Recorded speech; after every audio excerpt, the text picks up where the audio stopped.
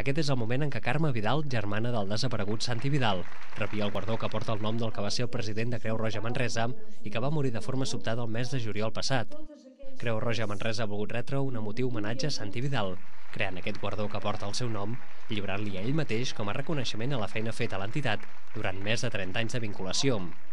Aquest va ser el moment més emotiu d'un acte que es va celebrar aquest dijous al vespre al Teatre Cursal de Manresa i que va tenir molts moments per al record, amb projeccions de fotografies i parlaments, a càrrec de les persones properes a Santi Vidal i de les entitats solidàries que també havien compartit moltes hores de feina.